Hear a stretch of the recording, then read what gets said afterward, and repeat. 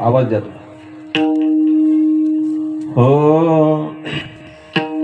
सत्य ज्ञानानंत गगनाचे प्रावरण, सत्य ज्ञानानंत गगनाचे प्रावरण, नाहे रूप वर्ण जेथे तो हारे श्री हरी पाहिला डोळे भरे पाहता सारुनिया. ज्ञानदेव मने ज्योतीची निज ज्योती, ज्ञानदेव मने ज्योतीची निज ज्योती, ते हे उभी होती बेवरी तुहारे पाहिला डोळे भरी पाहता पाहणे दुरे सारोनिया. विठ्ठल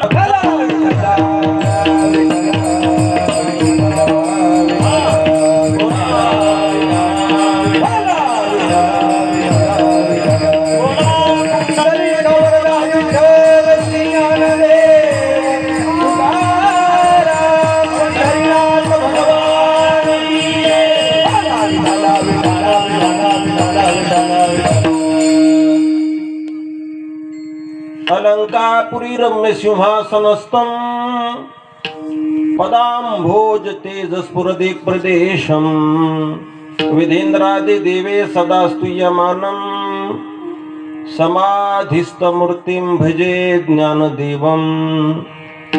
नमो सद्गुरो तुकया ज्ञानदीपा, नमो सद्गुरो सच्चिदानंद रूपा, नमो सद्गुरु भक्त कल्याण मूर्ती, नमो सद्गुरु भास्करा पूर्ण कीर्ती.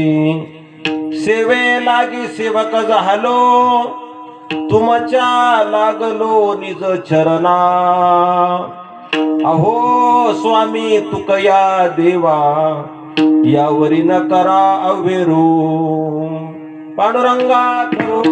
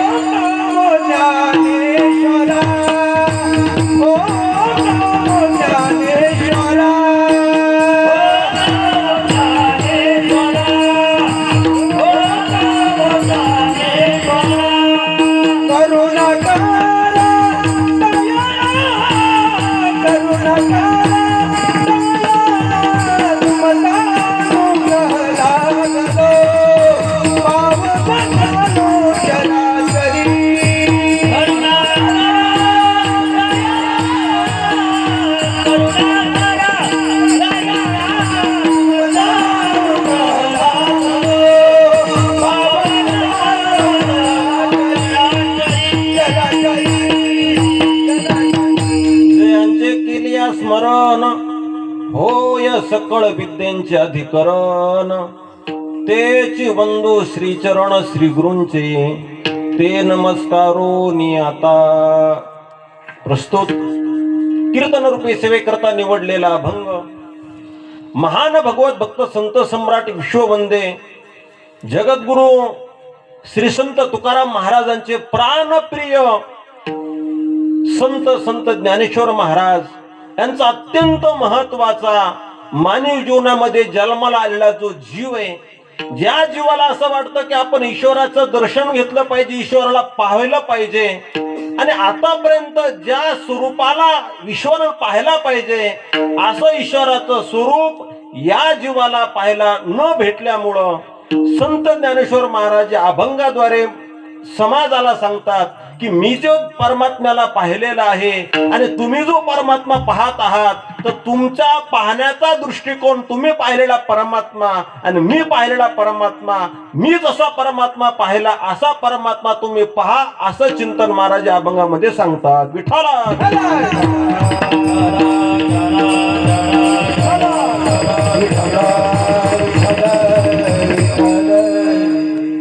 परम पावन अशा या थोडा मंडपातला आवाज द्या जरा.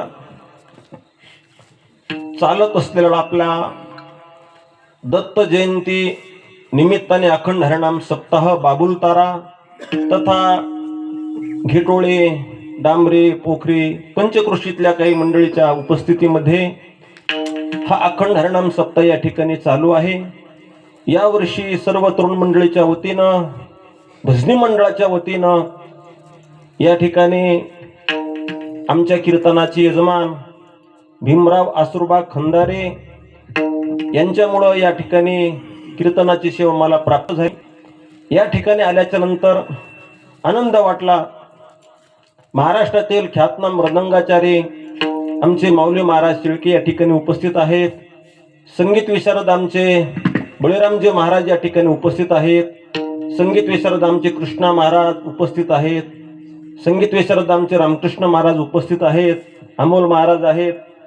आपल्या गावातील सर्व भजनी मंडळे, आमचे कृष्णा महाराज, त्याचबरोबर घेटोळे, संपूर्ण भजनी मंडळे, तुम्ही सर्वजण माझ्यापेक्षाही वयाने ज्ञानाने श्रेष्ठ असणारे मंडळी तुम्ही या ठिकाणी महाराज उपस्थित आहात. त्याचबरोबर आमचे केशव महाराज, मला कोणतरी म्हणलं केशव महाराज हरपलेच, पण आज मला इथे दिसले महाराज, आनंद वाटला. महिला मंडळी सुद्धा या ठिकाणी मोठ्या संख्येने उपस्थित आहेत. महाराष्ट्रातील कसाही कीर्तनकार असेल त्याही कीर्तनकाराचं कीर्तन न पडता कीर्तन चांगल्या पद्धतीने त्याला करता येईल अशी सुंदर साऊंड सिस्टीम आमचे, काय नाव आहे, साऊंड सिस्टीम वाल्याचं नाव घेतलं ना माऊली तर 2-4 तारका वाढतात. आणि ज्या महाराजाने साऊंड सिस्टीम वाल्याचं नाव नाही घेतलं की त्याचे 2-4 कीर्तन कमी होतात. काय नाव आहे, समाधान साऊंड सिस्टीम. त्यांच्या करता एकदा टाळ्या वाजवा म्हणजे थंडी वाजणार नाही. विठाला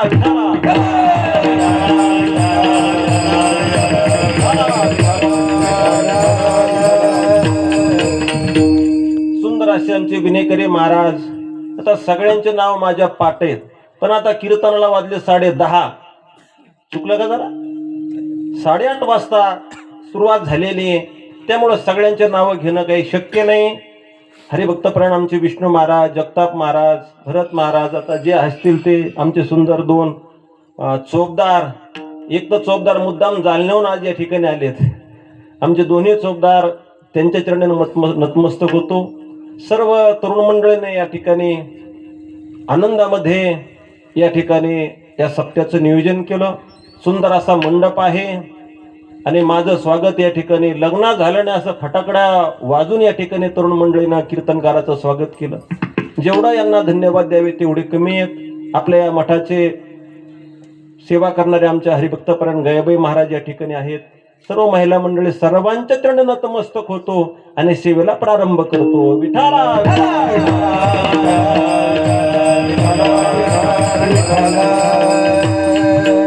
आमच्यावर या ठिकाणी बंधुवत प्रेम करणारे माझ्या बरोबर आमचे माऊली महाराज उडदुखे चितळी पुतळीकर ते या ठिकाणी आलेले आहेत. चिंतना करता निवडलेला अभंग संत ज्ञानेश्वर महाराजांचा आहे आणि अभंगामध्ये संत ज्ञानेश्वर महाराज म्हणतात की मी जो परमात्मा पाहिला तो परमात्मा तुम्हा सगळ्यांना काय व्हायला पाहिजे, दिसायला पाहिजे. आता आपणही देवाकडे पाहतो आणि ज्ञानेश्वर महाराजही देवाला पाहतात, परंतु जसं ज्ञानेश्वर महाराजाला परमात्मा दिसला तसा आपल्याला परमात्मा काही दिसला नाही, त्याची ओळख झालेली नाही. परमात्मा पाहण्याकरता जी नजर असावी लागत आहे ती नजर आपल्याकडे नाही, ती नजर संतांकडे आहे. आणि मग ती संतांनी पाहिलेली जी परमात्म्याची स्वरूप आहे ती नजर प्राप्त होण्याकरता आपल्या बुद्धीला आपण काय करायला पाहिजे, त्याचं उजळणी करायला पाहिजे. जोपर्यंत आपल्या बुद्धीची उजळणी होणार नाही तोपर्यंत जगातला परमात्मा दिसणार नाही. पहा, त्या बुद्धी करता एकनाथ महाराजांनी काही रूपक सांगितलं. एकनाथ महाराजांनी रूपक सांगितलंय का मुंगीचं. तुकाराम महाराजांनी सुद्धा रूपक सांगितले का मुंगीचं, आणि तुम्ही आम्ही सुद्धा व्यवहारामध्ये काय म्हणतो, मुंगीचं वर्णन करतो. पहा, व्यवहारामध्ये माणसं म्हणतात, अरे हत्ती होऊन लाकडं फोडण्यापेक्षा मुंगी होऊन माणसाने काय खाल्ले पाहिजे, साखर खाल्ली पाहिजे. आणि मुंगी होऊन साखर ही माणसातली मुंगी आहे. नाथ महाराज एक मुंगी सांगतात, जगद्गुरु तुकाराम महाराज एक मुंगी सांगतात. जगद्गुरु तुकाराम महाराजाची मुंगी, तुकाराम महाराज म्हणतात, लहानपण देगा देवा मुंगी साखरेचा रवा.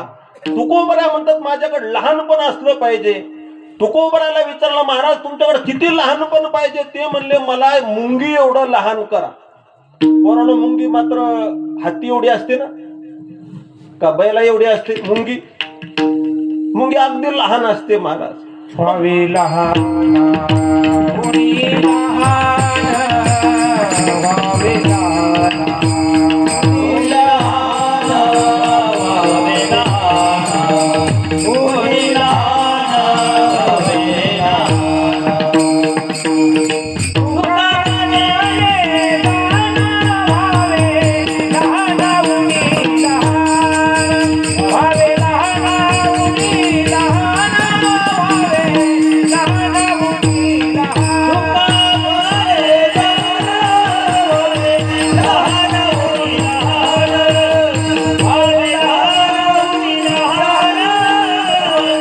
लहान,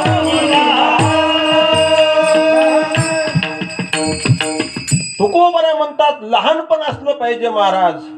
तुकोबराला विचारला तर तुम्ही मुंगी एवढे झाले, आता बरं वाटतं ना? महाराज म्हणले, नाही, मला मुंगीपेक्षाही लहान करा.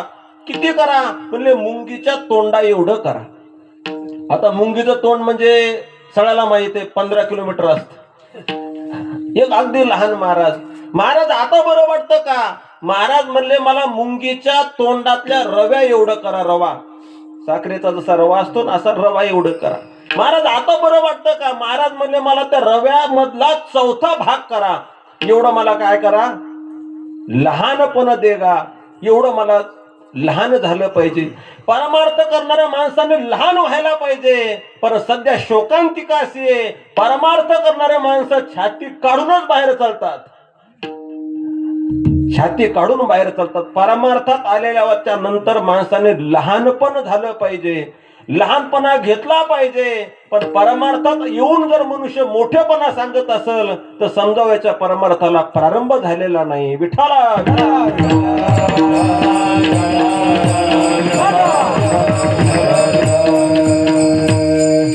परमार्थामध्ये आल्यानंतर माणसाने आपली योग्यता, आपला अधिकार झाकून ठेवला पाहिजे. पण परमार्थामध्ये आलेला माणूस आपली योग्यता, आपला अधिकार सांगत असतो. संत म्हणतात, आपली योग्यता, अधिकार जगासमोर सांगायचा नाही. खरं सांगा, तुमचं नाव काय? उद्धव भाऊ. पेरणी करत असताना शेतकरी पीक झाकून टाकतो का उघडं टाकतो? हा, झाकून टाकतो. आता महिला मंडळी सरकी लावतात. लावतो ना तुमच्याकडं? आमच्या परभणी जिल्ह्याकडे सरकी लावित नाही कोणी, इकडं लावतात. सरकी लावताना माती त्याच्यावर टाकल्या, झाकून टाकल्या जाते. सरकीच्या बिया का उघड्या टाकल्या जातात? हा, मागच्या जागा आहेत ना सगळ्या महिला. बरं, माती जर नाही टाकली तर काय होईल? सरकी उगल का केशव महाराज? पीक जर उगावं असं वाटत असेल तर शेतकऱ्याने पीक काय केलं पाहिजे? झाकलं पाहिजे. किंबहुना आता एकेका महिलाच्या गळ्यामध्ये किलो किलो सोने मावली आणि नेमकं चोरांनी पकडलं. पकडल्यानंतर चोराच्या समोर आपलं सुवर्ण दाखवला पाहिजे का झाकून ठेवायला पाहिजे? हा, बोला ना जरा. काय झाकायला पाहिजे. जर उघडं केलं तर चोर मार देऊन हाणून मारून महाराज या ठिकाणी घेऊन जाते. संत म्हणतात, जसं व्यवहारामध्ये काही गोष्टी झाकून ठेवल्याशिवाय त्या पूर्ण होत नाहीत, परमार्थ करणाऱ्या माणसाने आपली साधना, आपली भक्ती, आपली योग्यता झाकून ठेवून वेड्यासारखं राहिलं पाहिजे. वेडा तुका अविचार करी बडबड फार असे देऊतले लोक म्हणायचे. ज्ञानोबराला लोकांनी वळीत टाकलं, पण ज्ञानोबराने आळंदीतल्या लोकांना त्या टायमाला योग्यता दाखवली नाही. काही गोष्टी परमार्थामध्ये झाकून ठेवल्या पाहिजे. तुकोबरा म्हणतात, माझ्या जीवनातली मुंगी म्हणजे लहानपण. नाथ महाराज म्हणतात माझ्या जीवनातली मुंगी अशी उडाली आणि माझ्या मुंगीनं काय केलं महाराज, सामान्य गावामध्ये फिरलीच नाही, ती आकाशामध्ये उडाली. तिने गेले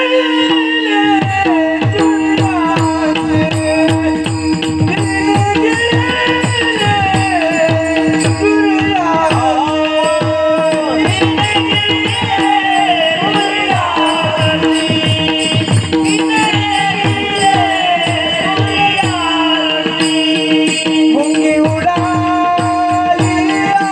आकाशी,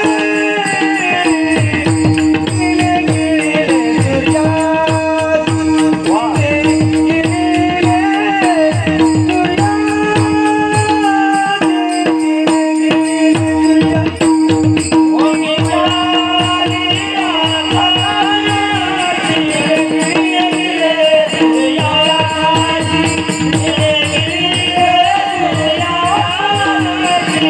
तिने गेले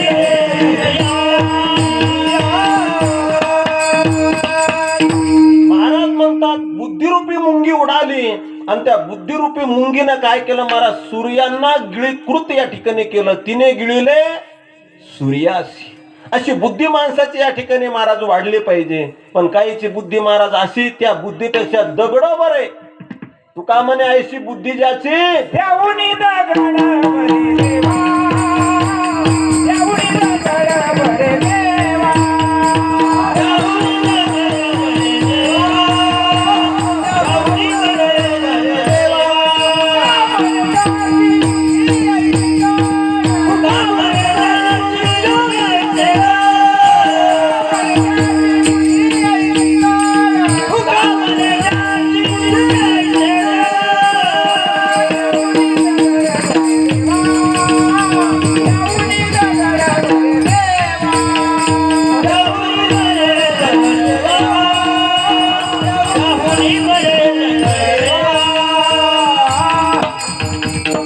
काही माणसाकडे बुद्धी नावाची गोष्टच नाही महाराज. निस्त अज्ञान महाराज. आणि शास्त्र सांगतं ज्याच्याकडे अज्ञान असेल, असं अज्ञानाला घेऊन जर तो जगत असेल तर त्या माणसाला महाराज काही किंमत नाही. एशा न विद्या न तपो न दानम न चापे शीलम न गुणो न धर्म ते मृत्यू लोका भविभार भूता मनुष्य रूपेन मृगाश्चरंती महाराज. ज्याच्याकडे यश नाही, ज्याच्याकडे विद्या नाही, ज्याच्याकडे गुण नाही, अशा माणसात आणि दगडामध्ये काही फरक नाही महाराज. यश असलं पाहिजे. यश काहीतरी जीवनामध्ये क्रांती केली पाहिजे, काहीतरी जीवनामध्ये कला असली पाहिजे. आता आमच्या माऊलीकडे कला आहे. जालना जिल्ह्यातलं असं एक गाव नाही की त्या गावाला माऊलीचं नाव माहित नाही. कशाचा परिणाम? कलेचा परिणाम आहे. एशान विद्या तपोना दानम. काय तप असलं पाहिजे माणसाकडे. तप जर नसेल तर समाजावर प्रभाव या ठिकाणी पडत नाही. आमच्या देवीदास बाबाकडे, दुनियादास बाबाकडे तप होतं. त्या तपाच्या बळावर ते जे बोलले ते या ठिकाणी अभंग आणि ओव्या तयार झाल्या. तपोना दानम. काही दान केलं पाहिजे. दान, पण दान कोणाला करावं हे बी कळायला पाहिजे. आता लोक कोणाला दान करते? संन्यासी महाराजाकडे जाते, बळच त्याच्या खिशामध्ये पैसे टाकते. अरे त्या संन्यासाला का बायकोला साडी घ्यायची का पोरीला झगा घ्यायचा आहे? जे ब्रह्मचारी महाराज त्याच्याकडे बळच लोक दान करतात. संसारिक महाराज जवळून निघून जाते. अरे संसारिकाला जर पैसा दिला तर तो काय करेल? चौबदार. आता उगा मला जर लोकांनी कीर्तन झाल्यावर 500 रुपये दिले तर मी उद्या जालन्याला जाईल, बायकोला बेस्ट 5,000ची साडी घेईल. पण लोक कोणाला दान करते? उद्धव महाराज ना, उद्धव महाराजच ना. ज्याला सहकार्य करायला पाहिजे, ज्याला दान करायला पाहिजे, लोक त्याला दान करत नाही. अरे या 2025 मध्ये ज्या माणसाकडे पैसे पाहिजे त्या माणसाकडे पैसे राहत नाहीत, आणि ज्याच्याकडे पैशाची गरज नाही त्याच्याकडे महाराज पैशाचा पूर आला. पूर. अरे आमच्या खंडारे साहेबाकडे जर पैसा झाला तर हे जे बॅनर दिसायला ना, असे बॅनरच नाही. अजून काहीतरी महाराज या ठिकाणी घोषणा करता मदत या ठिकाणी होईल. चांगल्या माणसाकडे पैसा येत. महाराज म्हणतात समुद्रामध्ये पाऊस पडला काय उपयोग महाराज? समुद्रामध्ये किती जरी पाऊस पडला तर त्याचा उपयोग समुद्राला अजिबात. ज्याला गरज आहे, जिथं गरज आहे, आपलं उलट काम झालं महाराज. आपल्या महाराष्ट्रातला पैसा राजस्थानाच्या गोशाळ्याला, आपल्या गोशाळा आपलं सगळं उलट काम आहे. आणि आपले लोक कोणाच्या पाठीमागं लागावा आणि कोणाला बाबा बाबा म्हणावं हे सुद्धा अजून लोकांना 2025 पर्यंत कळायला तयार नाही. किती शोकांतिक आहे. विठाला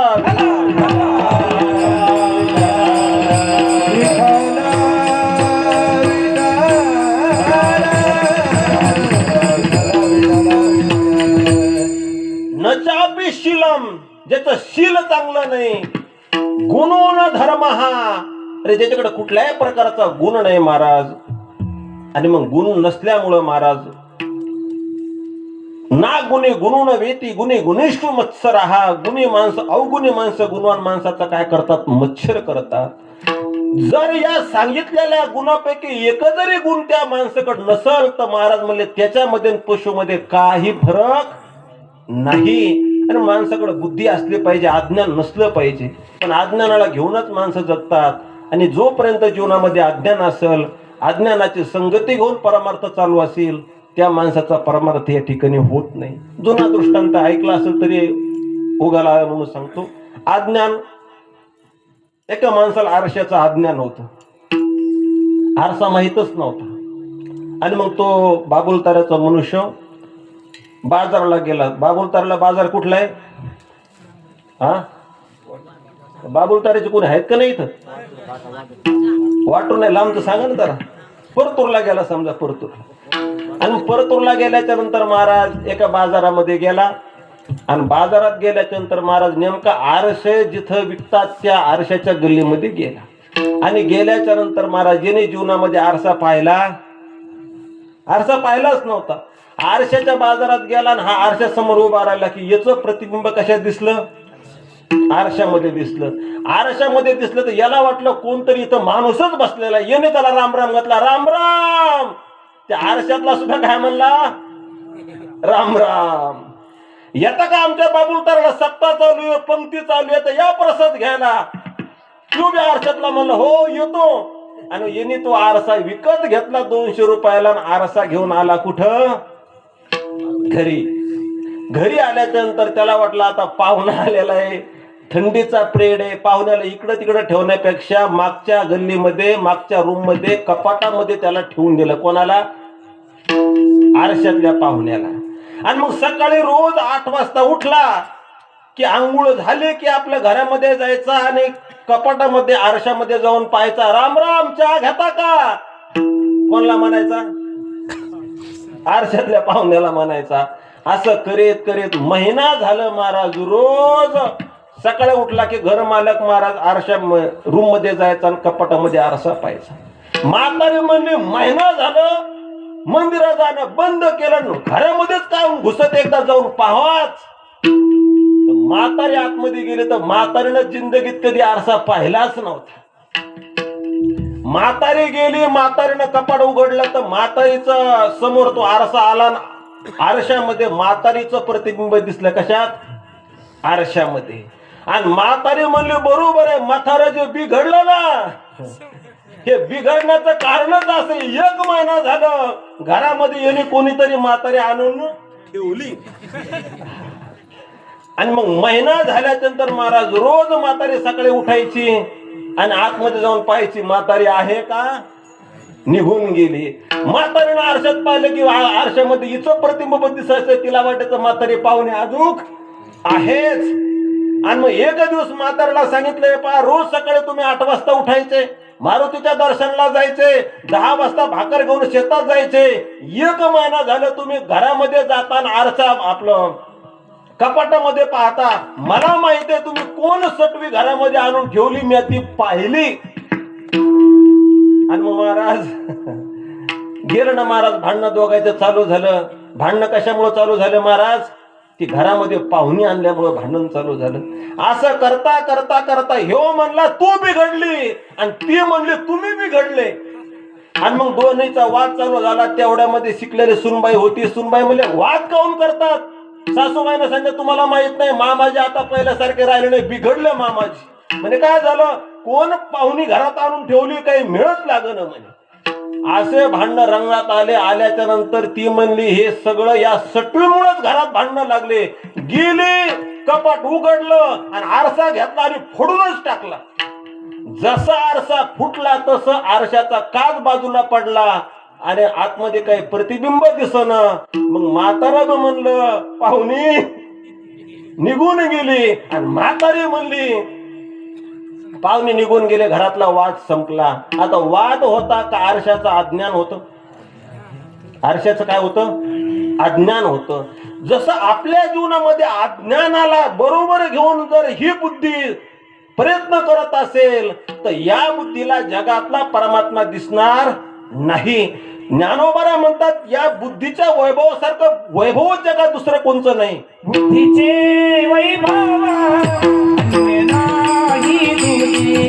अरे बोल. बुद्धीचे वैभव अन्य नाही तुझे. बुद्धीचे वैभव अन्य नाही तुझे. बुद्धीचे वैभव अन्य नाही तुझे. कळाची एकामेश्वरा सकळाची हरिमुखे म्हणा हरिमुखे म्हणा हरिमुखे म्हणा हरिमुखे म्हणा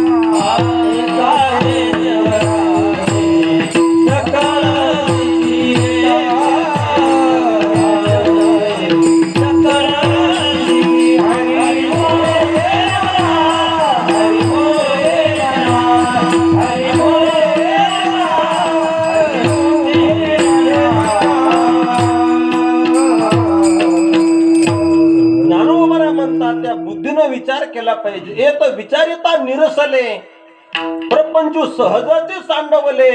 मग तत्वता तत्व उरले ज्ञानी अशी. ज्ञानोबा म्हणतात ज्याच्या संगतीमध्ये गेल्यानंतर आपल्या बुद्धीमध्ये बदल होईल अशाची या जीवाने काय करायला पाहिजे? संगत करायला पाहिजे. ज्यांनी ज्यांनी दुनियादास महाराजाची संगती केली, ज्यांनी ज्यांनी देवीदास बाबाची संगती केली त्यांचं या ठिकाणी महाराज कल्याण झालं.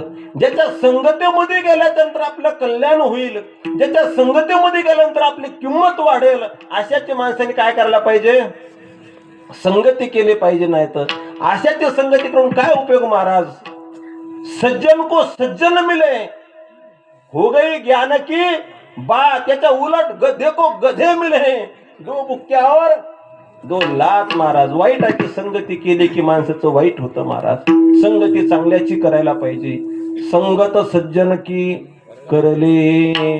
चांगल्याची संगती केली पाहिजे. ज्याच्या संगतीमध्ये गेल्यानंतर आपली किंमत वाढेल अशाची माणसाने संगती करायला पाहिजे. पाण्याची किंमत वाढावी असं वाटत असेल तर पाण्याने संगती कोणाची करायला पाहिजे? कोण म्हणलं ब्रांडीची?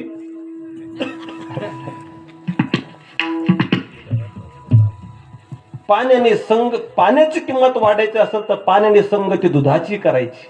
दुधाची संगती केली की दूध जर 70 रुपये लिटर असेल तर पाणी सुद्धा 70 रुपये लिटरने काय होतं?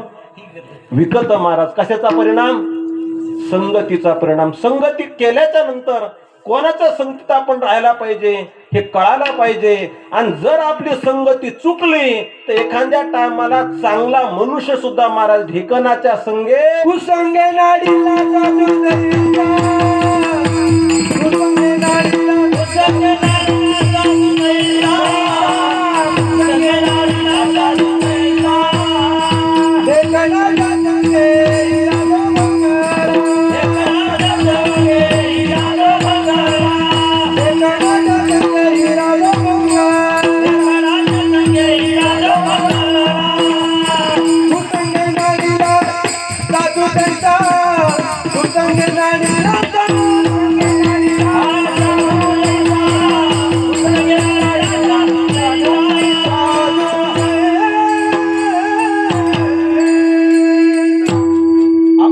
जिथं वाढेल अशाची माणसाने संगती करायला पाहिजे. भैया तुझं नाव काय?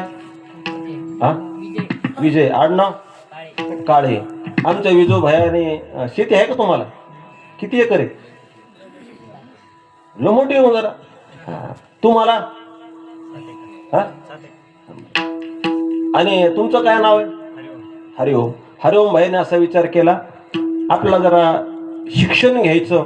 अनेक शिक्षण घेऊन महाराज चांगली या ठिकाणी नोकरी करायची. कमीत कमी त्या नोकरीमध्ये 5 लाख रुपये पगार भेटला पाहिजे. किती लाख?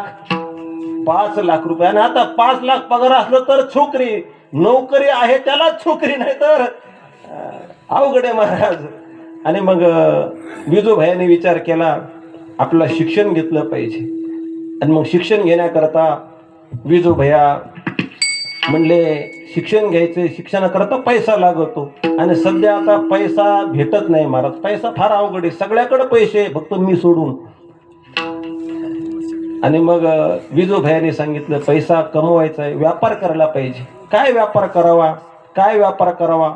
आणि मग विजू भैयाने ठरवलं की आपण परतूरला जाऊ आणि काही ना काही व्यापार करू. आणि मग विजू भैया परतूरला गेला. परतूरचा बाजार कधी असतो? शनिवारी, बरोबर. आणि मग शनिवारी हा गेला भैया, म्हणे आपला परतूरमध्ये बाजार करायचा. काय बाजार करावा, खिशामध्ये पाहिलं तर खिशात 10 रुपये सापडले. किती रुपये? आणि 10 रुपयात खरं सांगा काळे भैया काही व्यापार होईल का? पण याने जरा डोकं लावलं. ते म्हणे आपण पेन विकत घेऊ आणि पेनाचा आपण काय करू, व्यापार करू. आणि मग याने 10 रुपयाचे 3 पेन आणले आणि बाजारामध्ये उभा राहिला. कोण्या चौकात? हा, मोंढ्यात का? बरं, मोंढ्यात उभा राहिला. आणि मोंढ्यात उभा राहिल्यानंतर महाराज सकाळच्या 7 वाजल्यापासून दुपारच्या 4 वाजेपर्यंत महाराज हा पेन विकत उभा राहिला. घ्या पेन, घ्या पेन, 5 रुपयाला एक पेन, 5 रुपयाला एक पेन, 5 रुपयाला एक पेन, 5 रुपयाला एक पेन. 4 वाजले परंतु आमच्या विजू भैयाची भवनी सुद्धा झाली नाही. मग आमचा काळे भैया गेला. नाव काय तुझं? हा, विजू भैया. आणि तुमचं काय? हा, ध्यानात राहू द्यावं लागतं बरं का. पण मी ज्याचं नाव ध्यानात ठेवतो ना, ते कीर्तन झालं 100 रुपये दक्षिणा ठेवतात महाराजासमोर. ध्यानात राहू द्या, ही गोष्ट विसरू नका. आणि मग विजू भैयाने सांगितलं अरे 5 रुपयाला पेन जालन्यालाही भेटतो, 5 रुपयाला पेन घेटुळेलाही भेटतो, 5 रुपयाला पेन बाबुल ताऱ्यातही भेटतो. मग परतूरमध्ये 5 रुपयाला पेन कोण घेईल? मग याने जरा बाराखडी बदलली. ते म्हणले आता 5 रुपयाला नको ठेवू, आता तुझ्या पेनाची किंमत कमी कर. मग पेनाची किंमत कमी केली, याने किंमत ठेवली 3 रुपये. 3 रुपयाला एक पेन, 3 रुपयाला एक पेन, 3 रुपयाला एक पेन, 3 रुपयाला एक पेन. 6 वाजले तरी सुद्धा भवनी झाली. कंटाळा आला ना त्याला, असा राग आला. म्हणला एक तर कधी पाटील धंद्यामध्ये उतरत नाहीत आणि कसं तरी उतरलो तर अख्ख्या दिवसभरात माझी भवनी सुद्धा झाली. करावं काय? नाराज झाला. आणि नाराज झाल्यानंतर महाराज सगळे व्यापारी लोक आपण आपलं बाजाराचं साहित्य गुंडाळून महाराज घराकडे निघाले. आणि येणे विचार केला आता हेच जर चालले तर आपलं काय भवनी होणार आहे. हा सुद्धा 5:30 वाजता म्हणला दुनियादास बाबा पहिल्या टायमाला बाजार करण्याकरता परतूरला आलो, पण दिवसभरामध्ये माझी भवनी सुद्धा झाली नाही. काहीतरी माझ्यावर तुम्ही कृपा करा. आणि जर तुमची कृपा नाही झाली तर पुन्हा मी माझ्या जीवनामध्ये पुन्हा व्यापार कधी करणार. दुनियादास बाबाला दया आली, संताला दया येत असते. आणि बरोबर मग त्या मोंढ्यामध्ये एक सोनार आहे, श्रीमंत. काय नाव त्या सोनाराचं? हा, डहाळे. डहाळे त्याचं नाव सांगा ना एखादं. हा, मंगेश डहाळे. मग बरोबर देवीदास बाबा, दुनियादास बाबाने त्या डहाळे सोनाराच्या कानामध्ये सांगितलं अरे माझं लेकरू सकाळच्या 7 वाजल्यापासून 7 वाजेपर्यंत पेन घेऊन त्या ठिकाणी उभा आहे आणि त्याची भवनी झालेली नाही. तू काहीतरी या ठिकाणी त्याची पेनाची किंमत वाढव. दुनियादास बाबाने सांगितलं. तो सोनार आला. आल्याच्या नंतर त्या योगेश हा त्यांनी सांगितलं अरे कुठला आहे तू? त्यांनी सांगितलं मी बाबुल ताऱ्याचा आहे. कशा करता आला? व्यापार करण्याकरता आलो. परंतु काही भवनी वगैरे झाले का? ते म्हणे एकही मनुष्य माझ्याकडून पेन घ्यायला तयार नाही. त्या सोनारांनी आमच्या विजू भैयाचा पेन घेतला आणि आपल्या सोन्याच्या दुकानामध्ये ठेवला. ह्या साईडला सोन्याचे बिस्किट, या साईडला बिस्किट, समोरच्या साईडला बिस्किट. खायचे बिस्किट नाही बरं का, बिस्किट कशाचे? सोन्याचे महाराज. आणि सगळ्या सोन्याच्या बिस्किटाच्या मध्यंतरी 3 रुपयाचा पेन आमच्या विजू भैयाचा. आणि मग करावं काय महाराज. काही कालावधी गेला. अनेक नागपूरचा व्यापारी आला. नागपूरचा व्यापारी जर आघावच आहे पामावली. ते चांगल्याला महाराज सुधरू दे ना. बुद्धिवान महाराज नागपूरचा व्यापारी. बरोबर माणसावर माणसं घालतो, बरोबर काही ना काही करतो. आणि मग त्या नागपूरच्या व्यापाऱ्याने विचार केला, इकून बी बिस्किट दिसायले, समोरून बी बिस्किट दिसायले, आणि या सगळ्या बिस्किटाच्या मध्यंतरी पेन आहे. याने विचार केला की हा पेन इथं कस काय ठेवला असेल. हा गेल्याच्या नंतर त्या डहाळे सोनारला म्हणला, ओ सोनार साहेब, हा जो पेन तुम्ही इथे ठेवला, हे पेन का ठेवला? त्या सोनारने सांगितले, पा सोन्याचं बोल, पेनाचं काही बोलू, पेनाचा विषयच काढू नको. ते म्हणे, नाही पण सगळी कोण महाराज लाखो रुपयाचे बिस्किट ठेवलेले, मध्यंतरी हा इतकुसा पेन कस काय ठेवला? त्यांनी सांगितलं, हा पेन जो मी ठेवलेला आहे, हा छत्रपती शिवाजी महाराजांनी ज्या टायमाला स्वराज्याची स्थापना केली, त्या टायमाला स्वराज्याची घटना याच पेनाने लिखाण केलेले. आणि हा पेन भारताच्या पंतप्रधान मोदी साहेबाजवळ नाही, हा पेन महाराष्ट्राच्या मुख्यमंत्र्याकडे नाही, हा पेन फक्त जालना जिल्ह्यात परतूर तालुक्यात फक्त माझ्या सोन्याच्या दुकानामध्ये. आता जो नागपूरचा व्यापारी होता का, तो जरा हौशी होता. तो म्हणला, जे इतिहास काळातले जे काही वस्तू येतात, त्या वस्तू संग्रहालय माझ्या जवळ आहे, तुम्ही काही करा, पण एवढा पेन मला तुम्ही देऊन. डहाळे सोनारने सांगितलं, तुम्ही काही वेडेगिडे आहेत का? जो पेन महाराष्ट्रात नाही, भारतात कोणाकडे नाही, तो माझ्याकडनं. हा पेन काय मी तुम्हाला देण्याकरता ठेवलेला आहे का? ते म्हणे, काही करा, पण या पेनाचे मी तुम्हाला 5 लाख रुपये देतो, एवढा पेन तुम्ही मला देऊन. हा म्हणला, हा काय पेनाची किंमत होती का? हा पेन काय विकायला ठेवलाय काय? नाही नाही, पेन मी तुम्हाला देणारच नाही, बिस्किट काय न्यायचे तर न्या. नागपूरच्या व्यापाऱ्याने सांगितलं, शेवटी मी 11 लाख रुपये देतो, पण एवढा पेन माझ्याकडे द्या, कारण तो माझ्या वस्तू संग्रहालयामध्ये या ठिकाणी ठेवण्यात येईल. माझा दृष्टांत संपला. विजू भैया सकाळपासून 7 वाजेपर्यंत तोच पेन घेऊन ओरडत होते, 3 रुपयाला एक पेन, 3 रुपयाला एक पेन, 3 रुपयाला एक पेन. पण एकाही माणसाने 3 रुपयाचा पेन घेतला नाही. आणि आता तोच पेन सद्गुरू दुनियादास महाराजांच्या आशीर्वादाने किती लाखाला विकला? 11 लाखाला विकला. तर ज्याच्या संगतीमध्ये गेल्याच्या नंतर त्या पेनाची किंमत वाढली. कोणाच्या संगतीमुळं? सोनाराच्या संगतीमुळं. सोनाराच्या संगतीमध्ये गेल्याच्या नंतर पेनाची जशी किंमत वाढते, तसं आपली बुद्धिरूपी लिखाण, बुद्धिरूपी पेन एखाद्या संताच्या, महात्म्याच्या संगतीमध्ये गेल्याच्या नंतर बरोबरच ते संत आपली बुद्धी काय करतात? त्या बुद्धीची किंमत वाढवतात, बुद्धीचं वैभव वाढवतात. ठीक आहे, बुद्धीचं वैभव वाढल्याच्या नंतर काय होईल? ज्ञानोबा म्हणतात, अरे एक बुद्धीच आहे की ज्या बुद्धी दिवसभरामध्ये काम करून 200 रुपये कमवते, आणि एक बुद्धीच आहे की दिवसभर काम करून 1 लाख रुपये रोज कमवते. बुद्धीच आहे ना. आज बरेच तिकड महाराज आमच्या बेगावामध्ये असे 5-25 पोरे, त्यांना पुरीच भेटणार. आता पुरी भेटणार का पुरी त्यांना कोणी देईन? कसं आहे बिजू भया? हा, कोणी देईन.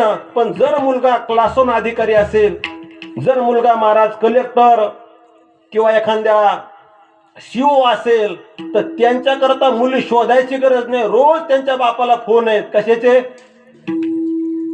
मुलीचे स्थळ आहेत. हे कशाचं वैभव? हे सगळं बुद्धीचं वैभव आहे. ज्ञानोबा म्हणतात, मी माझ्या सद्गुरूजवळ बसलो, आणि सद्गुरूजवळ बसल्यानंतर सद्गुरूने माझ्यावर कृपा केली, आणि ती माझी बुद्धी एवढी तीक्ष्ण झाली. आणि ती बुद्धी तीक्ष्ण झाल्यामुळं त्या बुद्धीनं एक विचार केला की परमात्मा परोक्ष रूपाने पाहायचा का परमात्मा अपरोक्ष रूपाने पाहायचा. ज्ञानोबा म्हणतात, अरे परोक्ष रूपाने तर जग पाहतं, परोक्ष रूपाने तर जग पाहतं. मग परोक्ष रूपाने जग जर परमात्म्याकडे पाहत असेल, आणि मी जर परोक्ष रूपानेच परमात्मा पाहत असेल, तर माझ्यामध्ये आणि जगामध्ये काय फरक आहे? काय झालं पा? काय नाव म्हणले? उद्धव महाराज. तुम्ही घर बांधलं का नाही? घर आहे का नाही तुम्हाला? आहे. कशा कोणाकरता बांधलं? लेकरा बाळा करता बांधलं. उद्धव भाऊनं घर लेकरा बाळा करता बांधलं. नाही, बरोबर आहे. माणूस असा पाहिजे. किती गोड माणूस आहे महाराज. मिनिटाला मला गुळ द्याले. उद्धव भाऊनं लेकरा बाळा करता घर बांधलं. आणि या बाबुलतारा नगरीमध्ये आंब्याच्या झाडावर बसणाऱ्या पक्षाने घरट झाडावर बांधलं. त्याने घर बांधलं कोणा करता? बबनराव पक्षाने घर बांधलं कोणा करता? त्याच्या लेकरा करता, आणि तुम्ही बी घर बांधलं तुमच्या लेकरा करता, तुमच्यात आणि त्याच्यात काय फरक? काय फरक आहे?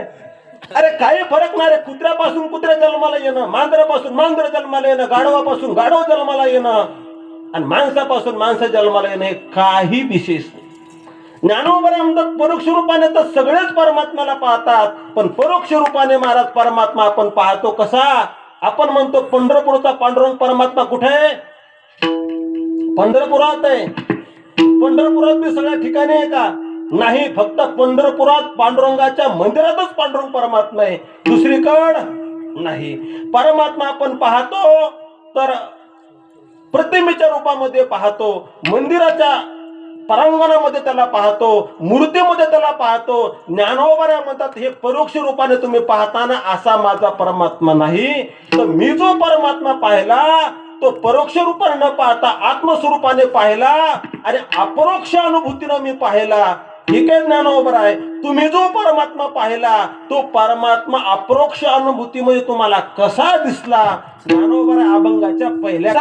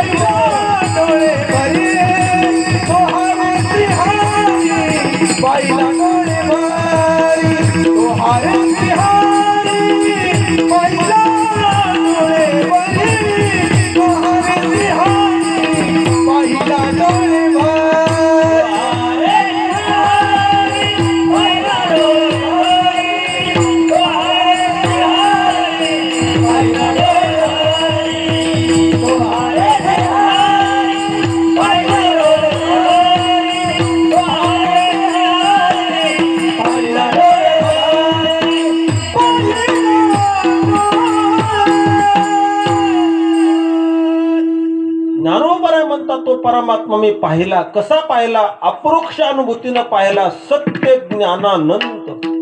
हे जगत चित्र विचित्र जो तयार झालेलं आहे, या जगाला तयार करणारा एक परमात्मा आहे आणि तो परमात्मानेच हे जग या ठिकाणी धारण केलेले. मारा देव नटला नाना परी. अपरोक्ष अनुभूती आणि परोक्ष ज्ञान.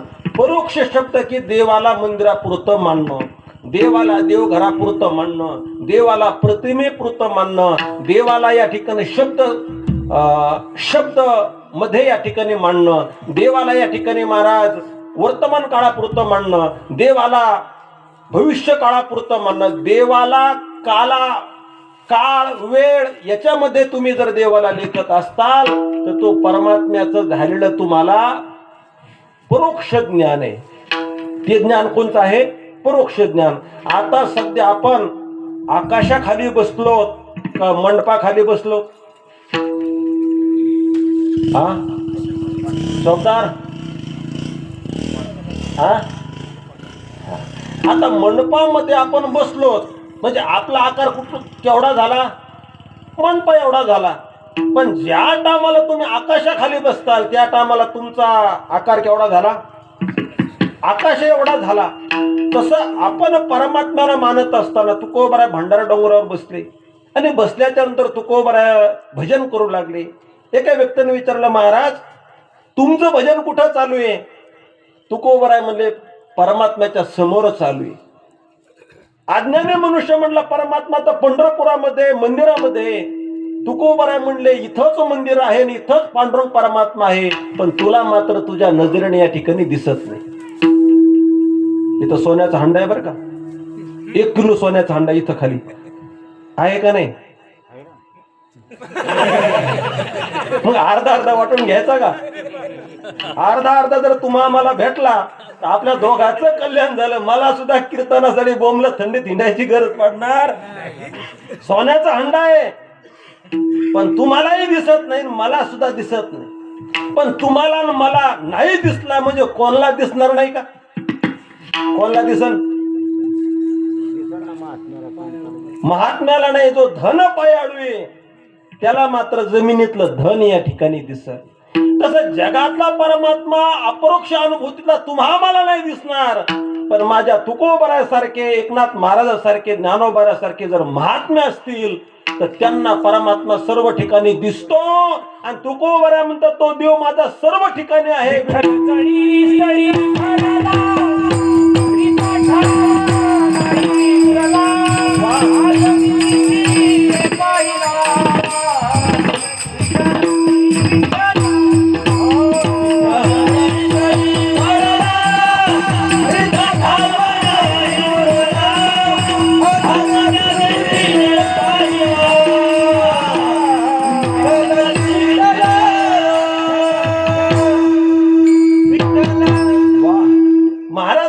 परमात्मा मला सर्व ठिकाणी दिसला. महाराज, हरे व्यापक सर्वत्र समाना, किंवा हरी येथे रे, हरी तेथे रे, हरे वाचोनी तुझा ठाव नाही. एको देव सर्व भूतेषु गुणा, सर्व यापी सर्व भूतांतरात्मा तो परमात्मा सर्व ठिकाणी आहे. गाईच्या हृदयामध्ये तो परमात्मा या ठिकाणी नटलेला आहे. महाराज, असा परमात्मा सत्य स्वरूपात आहे, सत्य ज्ञानानंत आहे. तो परमात्मा दिसण्याकरता तुमची ज्ञानाची उंची या ठिकाणी वाढली पाहिजे. एक सामान्य ज्ञान आहे, एक राजस ज्ञान आहे, एक तामस ज्ञान आणि एक सात्विक ज्ञान आहे. परमार्थ करण्याकरता राजस ज्ञान चालत नाही, परमार्थ करण्याकरता सात्विक ज्ञान चालतं. आणि संसार करण्याकरता सात्विक ज्ञान चालत नाही, तिथं काय लागत? राजस ज्ञान लागत. नाहीतर घरी जर आम्ही कीर्तन सांगत बसलो तर बायको म्हणते, बस करा तुमचं. नाही तर संसाराच्या जागेवर काय लागल? संसाराच्या जागेवर महाराज राजस ज्ञान लागल. तिथं वैराग्य या ठिकाणी चालणार नाही. आणि म्हणून तुकोबरा म्हणतात, माझ्या ज्ञानाची उंची वाढली. वाढल्यामुळं काय झालं? तो परमात्मा ज्ञानाच्या पलीकडं तो परमात्मा आहे हे मला कळालं. सत्य ज्ञानानंत गगनाचे प्रावरण. जसं गगन आहे, प्रावरण वेगवेगळे दिसतात, ढग वेगवेगळे दिसतात, पण ढग आकाशाला सोडून नाहीत. आणि जर एखाद्या ढगाने जर आकाशाला सोडलं आणि न कळत जर तो आपल्या अंगावर पडला तर आपलं काही राहिल्याची काही गॅरंटी काही राहणार नाही. महाराज, नुसतं विमान पडलं तर किती लोक मेले? कुठं पडलं विमान? कोण म्हणलं? नदीच्या पलकड. विमान पडलं तर 1000 लोक या ठिकाणी मेले. पण या ठिकाणी महाराज आकाश, सगळ्या आकाश गगनाला या ठिकाणी आभाळाला घेऊन या ठिकाणी चालतं. गगनाचे प्रावरण तो परमात्मा पुन्हा कसा म्हणले, नाही रूप नाही वर्ण गुण जेथे.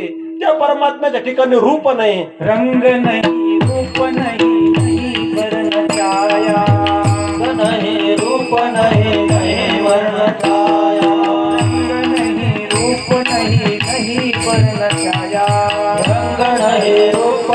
नाही वर्णराया निराकार निर्गुण तुझी रघुराया निराकार निर्गुणी तुझी रघुराया निराकार निर्गुण तुझी रघुराया निराकार निर्गुण तुझी रघुराया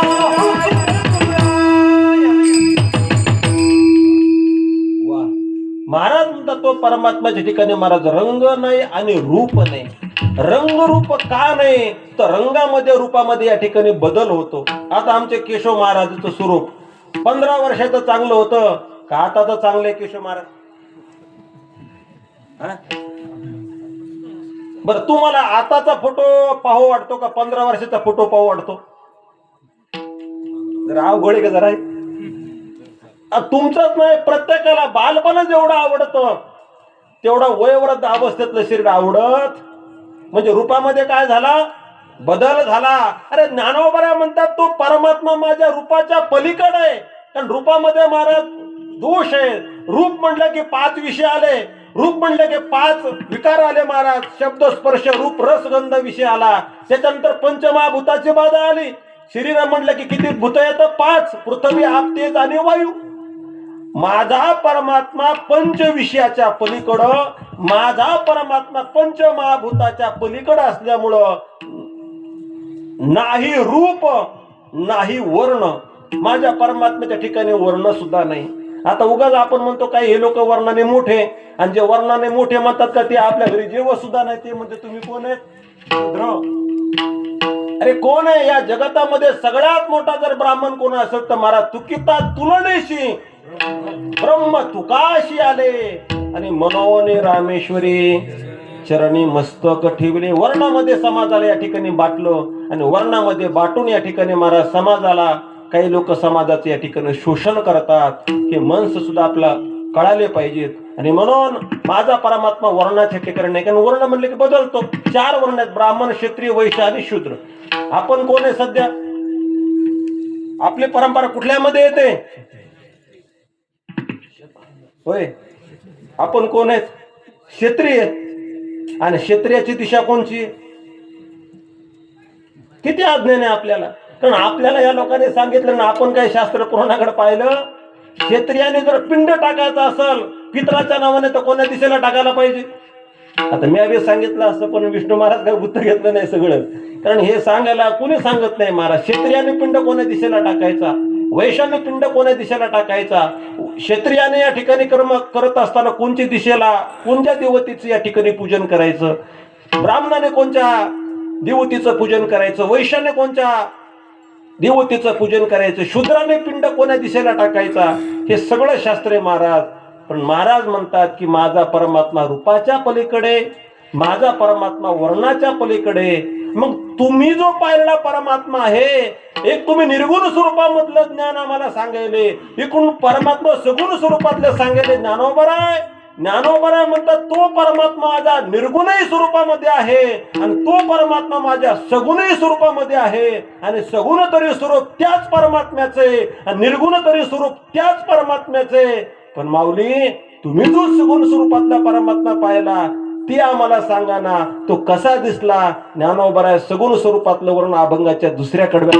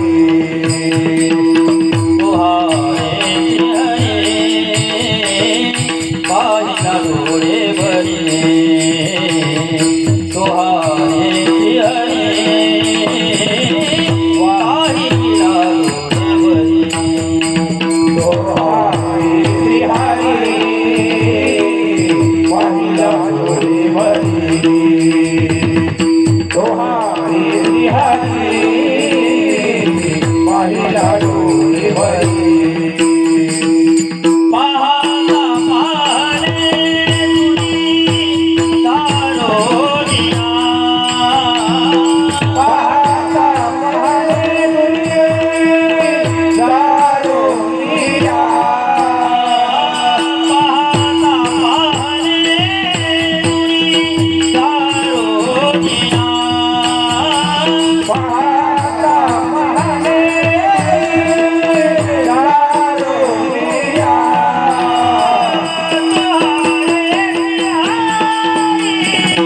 पहिला डोळे बाई, सहारे निहारी. पहिला डोळे आले हरे हरे पहिला डोळे ओ हरे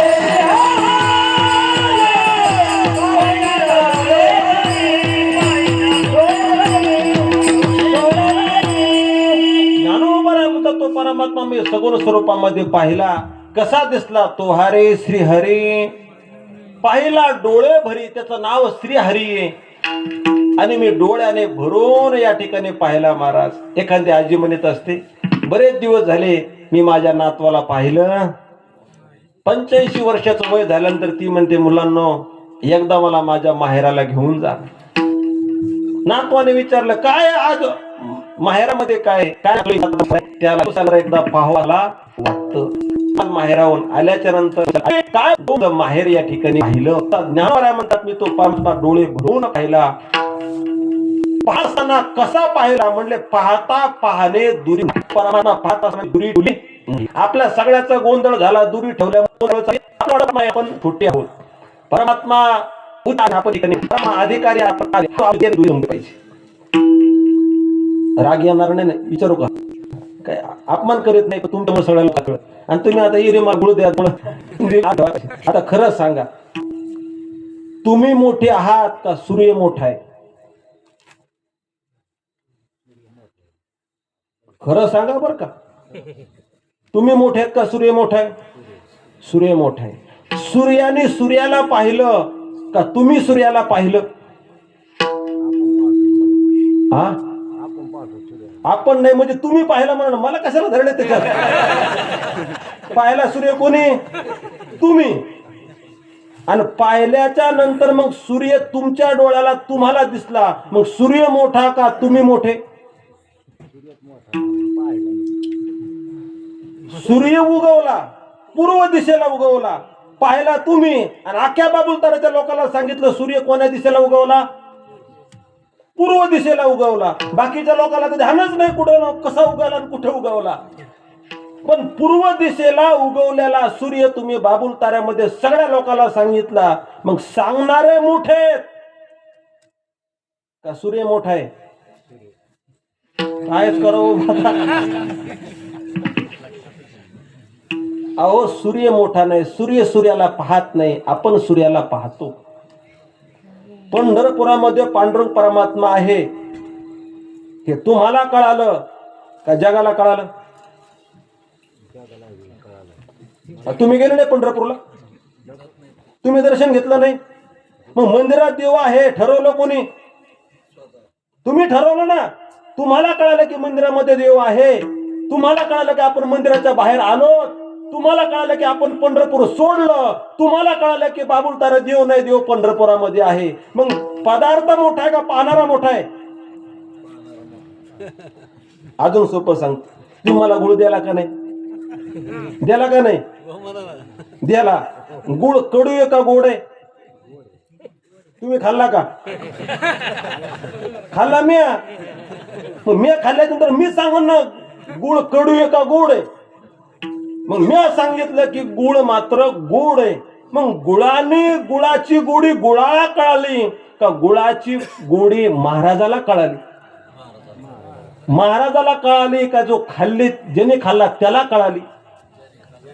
ज्याने खाल्ला त्याला कळाली. मग जगातला सूर्य मोठा आहे का जगातला उगवणारा सूर्य मावळणारा सूर्य सांगणारा मोठा आहे? सांगणारा मोठा आहे. मग तुम्ही मोठे आहेत का सूर्य मोठा आहे?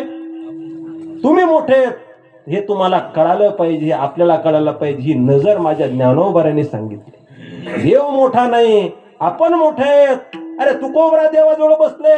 देवा बस कर आता. तू जरी देव असला तू मोठा नाही, तुझं माझं नाही भेद.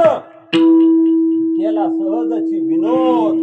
उगा आम्ही तुला त्या विटेवर बसवलं, आम्ही भक्त झालो, पण तू भक्त देव नाहीस आणि आम्ही सुद्धा भक्त नाहीत. अजून तुम्हाला सांगतो, तुमच्या शरीरामध्ये आत्मस्वरूप आहे. तुमच्या शरीरामध्ये कोण आहे? आत्मा आहे का नाही? आहे. मग आत्मा वेगळा आहे आणि परमात्मा वेगळा आहे. बरोबर आहे का नाही? परमात्मा म्हणजे तुम्ही स्वतःला देव समजत नाही. तुम्हाला वाटतं देव परमात्मा आपल्यापेक्षा मोठा आहे, असं वाटतं का नाही तुम्हाला? आणि आपल्या सगळ्यालाच वाटतं, तुम्हालाच नाही, आपल्या सगळ्याला वाटतं की आपलं आत्मस्वरूप लहान आहे आणि परमात्म्याचं परमात्मा स्वरूप मोठं आहे. आणि परमात्म्याचं परमात्मा स्वरूप मोठं असल्यामुळं देवाला आपण देव समजतो आणि आपण आपल्याला जीव समजतो, भक्त समजतो. मी भक्त तू देव ऐसे करी, ऐसे करी. भक्त तू देव, मी भक्त तू देव ऐसे करी, ऐसे करी. मी भक्त तू देव ऐसे करी. नंद भगवती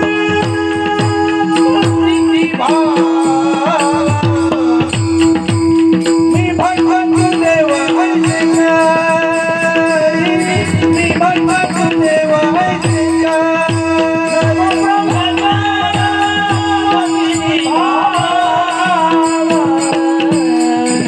मी भक्त तू देव ऐसे करी, मी भक्त तू देव ऐसे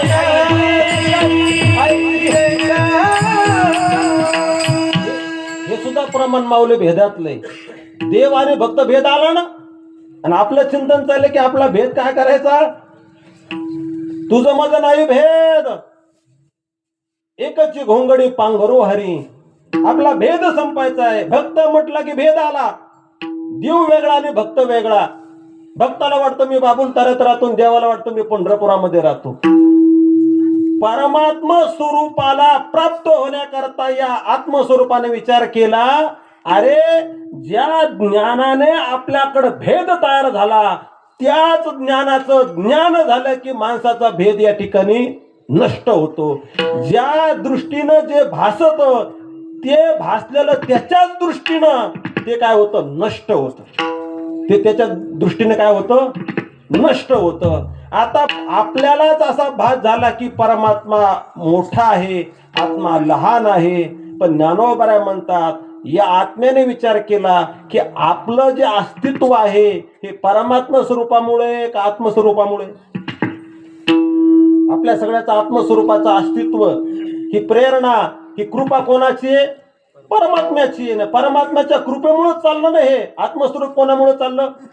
आणि जर त्यांनी कृपा काढून घेतले तर महाराज जाग्यावरच आणि तुम्ही सुद्धा जागेवरच. आणि मग उद्या पेपरला बातमी कशाची?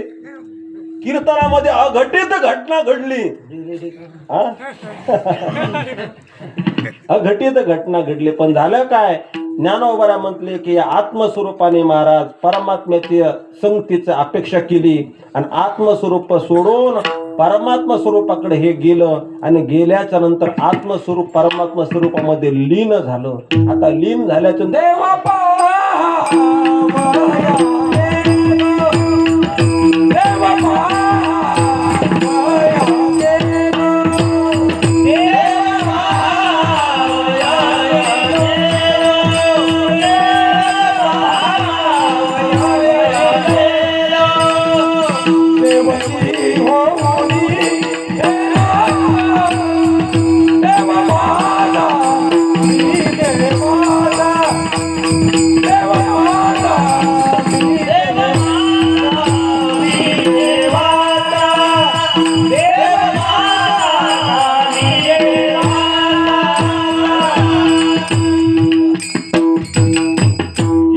खरी नाही का आपला निश्चय नाही? आपण देव स्वरूप आहेत हा आपला काय नाही? निश्चय नाही. काय झालं? रघुनाथ गुरुजी परभणीकरांकडे एक व्यक्ती गेला आणि गेल्याच्या नंतर त्याचा निश्चय आहे का नाही हे पाहण्याकरता गुरुजी म्हटले, हे पाय, तुला आता दिवस जाणार आहेत. गुरुजी त्याला काय म्हणले? आणि दिवस महिलाला जात असतात का पुरुषाला? होय गुळावाले, दिवस कोणाला जात असतात? अहो तो मनुष्य गुरुजीला म्हणला, गुरुजी तुम्ही काय वेडे गेडे आहेत का? तुम्हाला साधा व्यवहार कळत नाही. दिवस फक्त कोणाला जात असतात, महिलेला जात असतात. मी पुरुष आहे, मला दिवस जाणार नाही. गुरुजींना पाठ थापटली की तुझा निश्चय झाला की तुला दिवस जाणार नाही. तसं परमार्थामध्ये आल्यानंतर परमार्थिक माणसाचा निश्चय व्हायला पाहिजे की मी आत्मस्वरूप नाही तर मी परमात्मा स्वरूप आहे. एक हरी आत्मा जीव शिवचा, एक हरी आत्मा जीव शिवचा, एक हरी आत्मा जीव शिवचा, एक हरी आत्मा जीव शिवचा. वाया दुर्गमान झाली, ओ वाया दुर्गमान झाली. हरी मुखे म्हणा, हरी मुखे म्हणा, हरी मुखे म्हणा, हरी मुखे म्हणा, हरी मुखे म्हणा, हरी मुखे म्हणा, हरी मुखे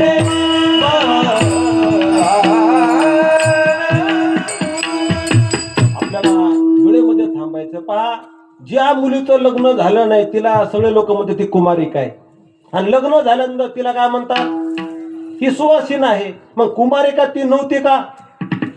आता कुमारिका आहे का? नाही, परंतु आता ती काय झाली, सुवासिन झाली. सोपं उदाहरण सांगतो महाराज.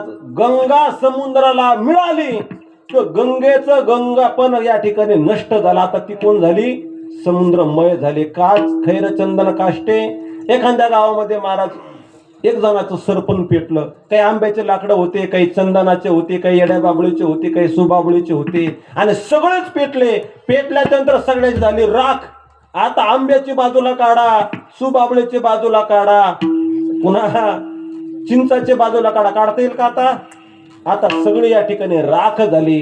तसं आत्मस्वरूप एकदा परमात्मा स्वरूपाला प्राप्त झालं की सगळीकडे परमात्मा स्वरूप या ठिकाणी दिसतं. आणि ते परमात्मा स्वरूप दिसण्याकरता ज्ञानोबराय म्हणतात, आता माझ्या जीवनामध्ये माझ्या सद्गुरूनं माझी बुद्धिरूपी ज्योत या ठिकाणी महाराज पेटवली, आणि पेटवल्यामुळं आता मी परमात्मा स्वरूप झालो.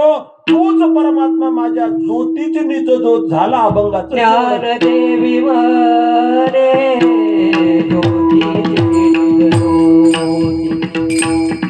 ज्ञानदेव वरे ज्योतीची ज्योती, ज्ञानदेव वरे ज्योतीची ज्योती, ज्ञानदेव माने ज्योती जनित ज्योती, ज्ञानदेव म्हणे ज्योतीची ज्योती, ज्ञानदेव म्हणे ज्योतीची ज्योती, ज्ञानदेव माने ज्योती जनित ज्योती, ज्ञानदेव माने ज्योती जनित ज्योती. मोठी मूर्ती विटेवरी, तीही उभी मूर्ती विटेवरी, तोहारे विहारी पाहिला डोळी, तोहारे विहारी पाहिला डोळी, तोहारे विहारी पाहिला डोळी. उभी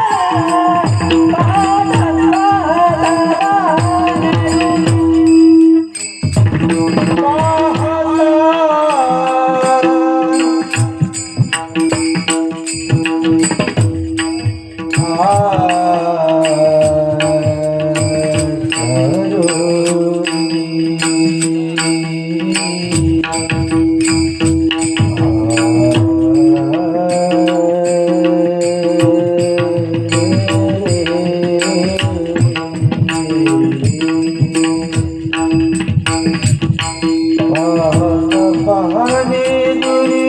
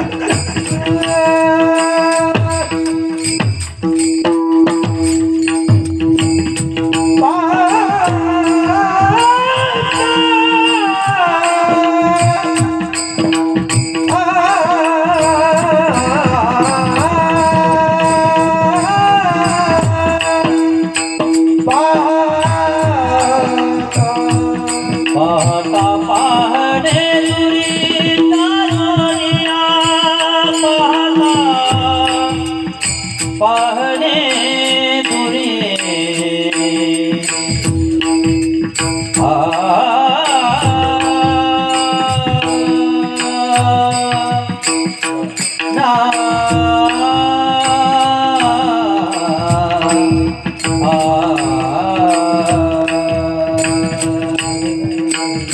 पाहता पाहणे